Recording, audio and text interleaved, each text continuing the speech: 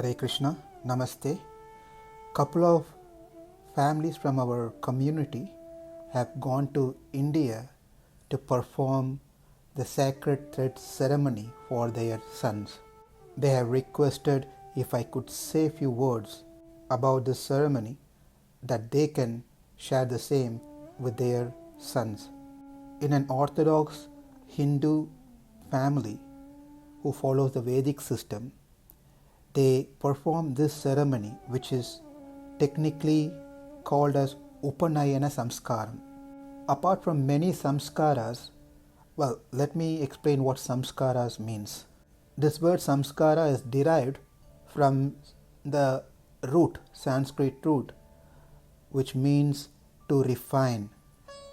That which adorns one's personality, that which brings about quality transformation, that which makes a person to be fit to perform some things, that which makes a person suitable or fit for certain purpose. So the word samskara as sacrament means the religious purificatory rites or ceremonies for sanctifying the body, mind and intellect of an individual. The samskara is an unique act, religious act that gives rise to virtuous qualities. Now that we learned what samskara means, let's see what Upanayana means. Upanayana means bringing near, bringing closer. That's called Upanayanam. That is introducing the boy to the spiritual master and to the most sacred mantra, Gayatri mantra, which is considered to be the greatest of all mantras. This Gayatri is the essence of all the Vedas and being initiated into it, which is called Brahma Upadesha. So the boy gets a sacred thread, he gets Gayatri mantra and then the Upadesha, the instructions from the Guru. In next few minutes, we'll try to cover the importance of this Upanayanam. Foremost, number one, is this samskara gives purification to the person and makes the person qualified to do further samskaras, to do further karmas. For example, when we take some flowers that is either grown in our garden or from the shop, take it to the temple to offer it to the deities, the priest first sprinkles some water on the flower and then offer that flower to the deities. The process of sprinkling water on the flower is to purify and make it qualified to be offered to the Lord. So samskara is the same thing. This samskara, Upanayana samskara, is like sprinkling of water to make that person, that boy, to be qualified to start studying Vedas. This brings in purity and qualification to the physical body and also mentally and also spiritually. So that's number one. It makes a person qualified by purifying that person. Number two, this is the first and foremost beginning point to start the Vedic study. One cannot study Vedas unless one has gone through the Upanayanam. So the purpose of doing Upanayanam is to start the Vedic study. If one does Upanayanam and doesn't go through the Vedic study, then the Acharyas compares that with a person who is offering his prayers before ordering the food, but then is not consuming the food. The purpose of offering the prayers is to honor the food, but he just offers the prayer, but he doesn't eat it. So the purpose of Upanayanam is to study the Vedas under a Guru. If that is not being done, then the purpose of performing this Upanayanam is not met, because this is a very important aspect of this samskara, Upanayana samskara. Those who have done this Upanayanam are called Brahmacharis. The term Brahmam here refers to the Vedas. Brahmam also refers to God. Brahmam also refers to something which is big, unimaginably bigger, and Brahmam also refers to tapas, Brahmam also refers to a Brahmana, but in this context, Brahmam refers to Vedas. Brahmachari means one whose life journey is set by the Vedas. That's number 2. Number 3, after this samskara is done, the child now becomes eligible to do rest of the samskara by himself. Up to this point, the parents were involved in the previous samskaras. But after this samskara, the child becomes eligible to perform any future samskara by himself. That means he can chant the mantras himself, he can perform the karmas himself, and so forth. Number 4, this is the very first samskara that the child get involved himself with some maturity. There are 7 samskaras prior to Upanayana samskara. 3 before birth, and then 4 after birth, and the 8th one is this one, Upanayanam.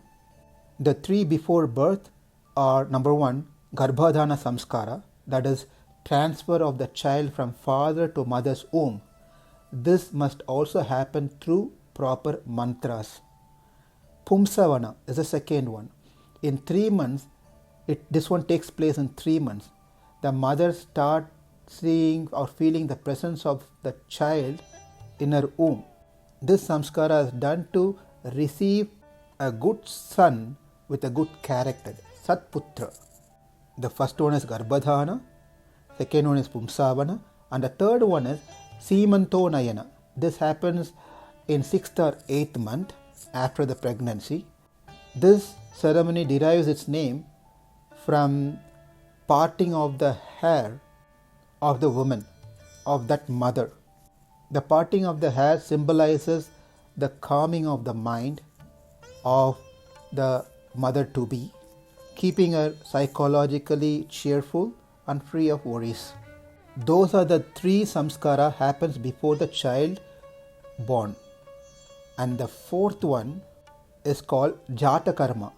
This happens after the child is delivered. The ceremony is supposed to be performed before the umbilical cord is cut.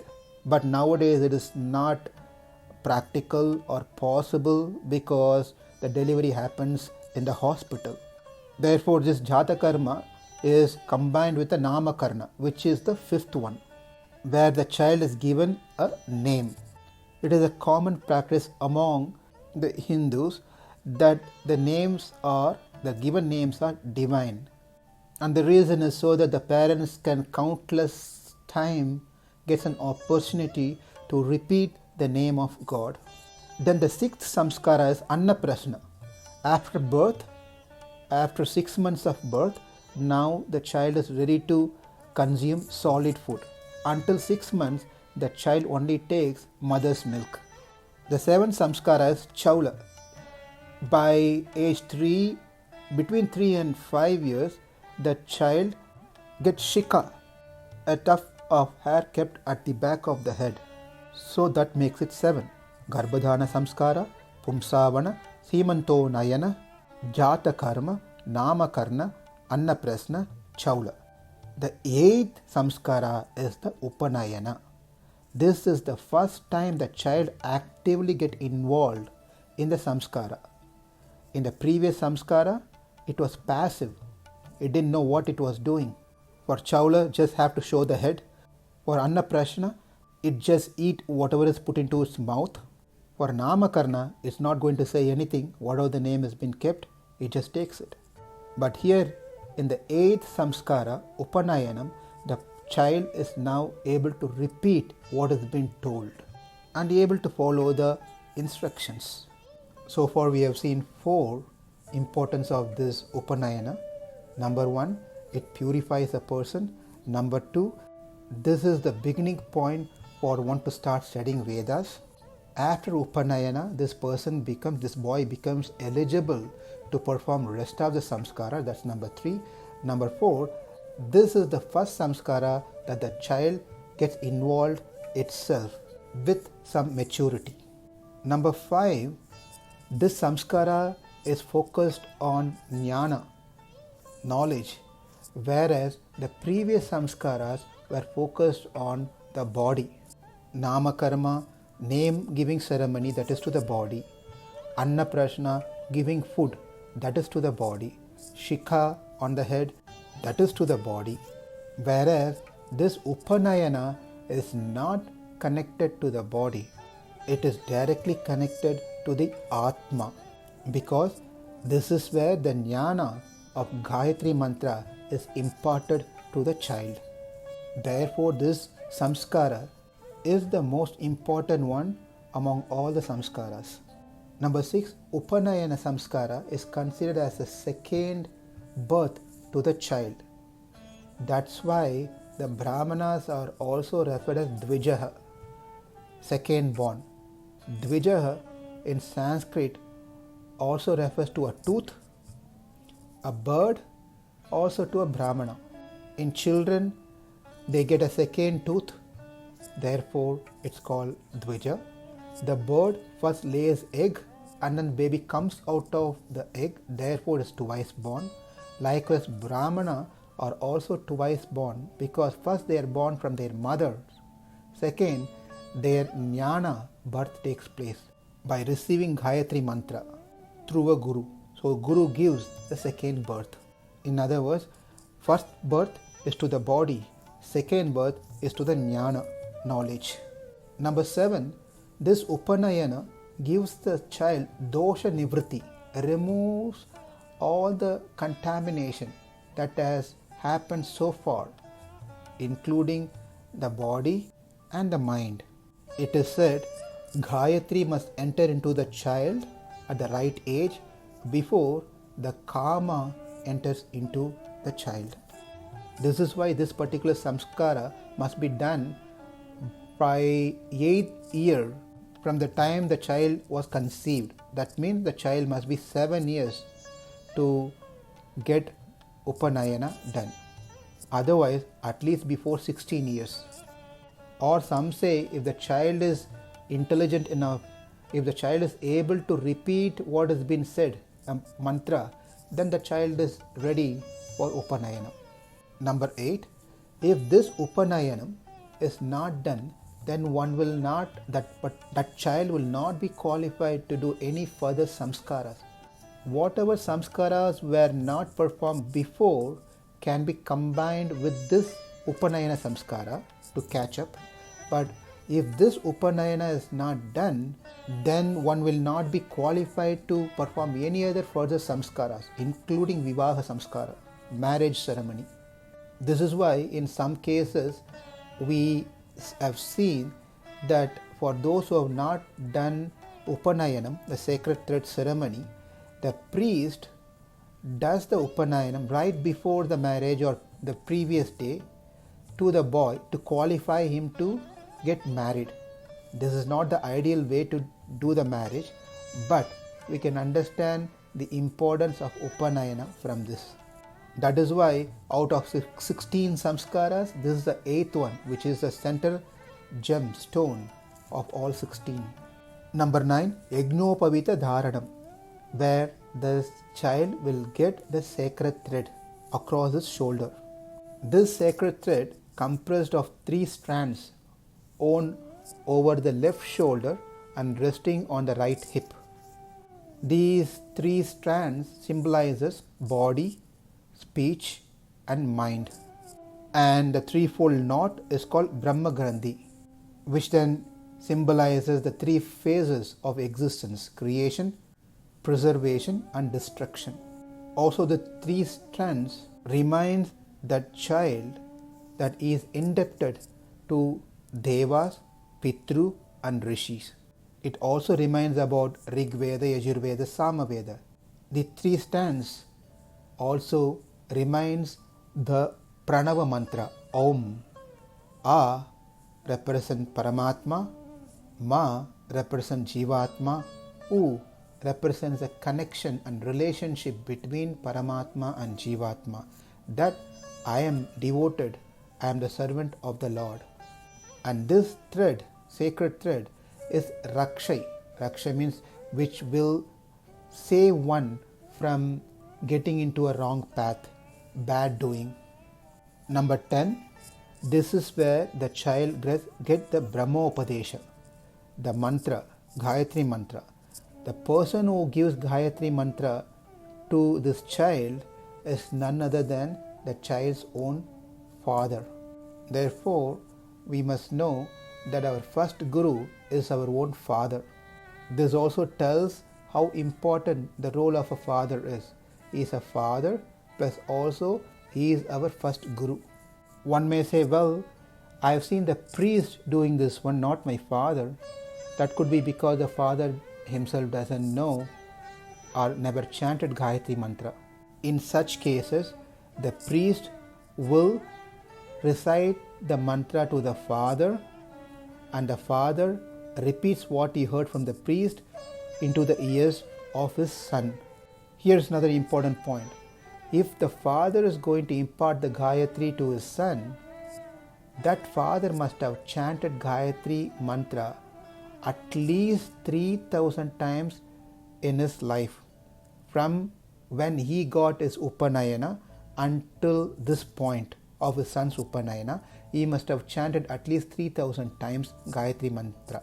Otherwise, if he is going to impart Gayatri to his son, then that will be an invalid one. We have seen 10 importance so far. Number 11, after the Upanayana, the Guru gives instructions like daily you need to ask for alms. You should beg and bring it to the Gurukul. And when I say you need to eat, you must every day perform Sandhya Vandana 3 times a day, during sunrise, in the afternoon when the sun is on the peak, and when sunset.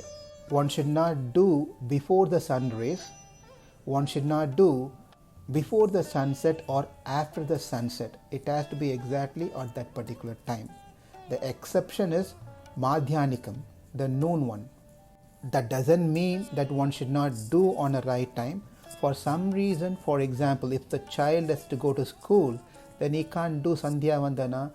Obviously, he cannot perform Sandhya Vandana at noon time, which is he's going to have his lunch at that time. Therefore, the Madhyanikam, the noon Sandhya Vandana, can be done along with the morning one. Likewise, for those who are going to work, can also do the same. But these are just exceptional cases, must not be a routine to follow every day. For some reason, if one missed out to perform their Sandhya Vandana right at sunrise or sunset, then they can do it later.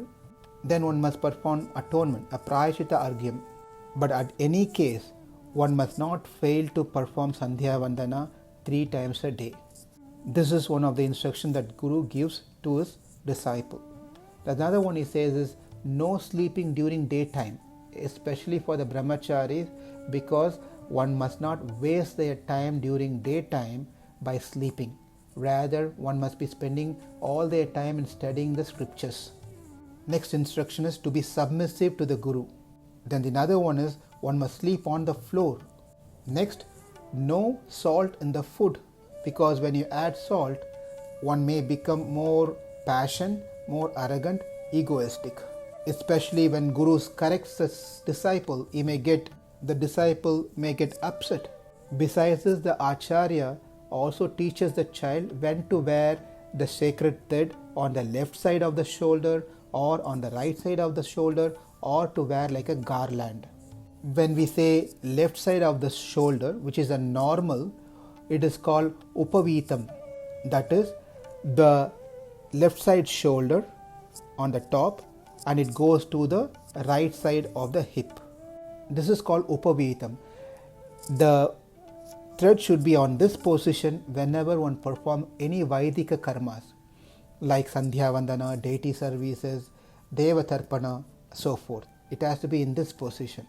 One must change to the right side of the shoulder and the bottom come to the left side of the hip when one performs Pitra Tarpanam, the pujas that perform for the Pitra, the forefathers.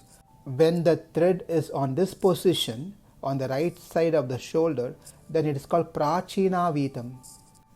And when the thread is worn like a garland around the neck. It is called nivetam.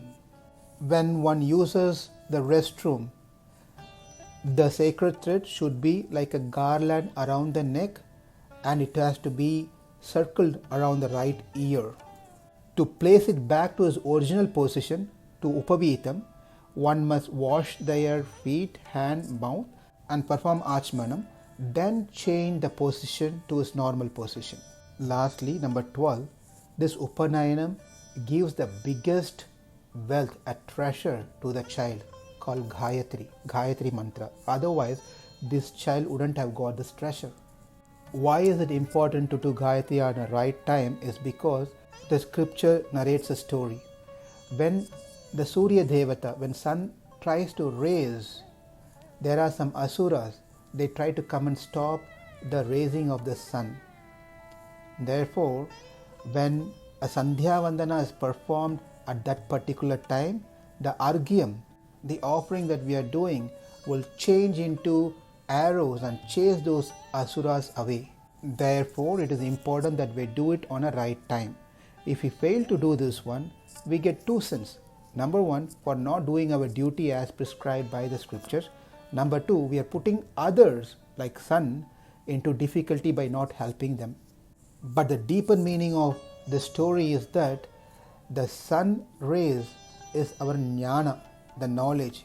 The knowledge will raise only if we don't have any obstacles in the form of evil thoughts. As long as we have evil thoughts, then our knowledge will not raise.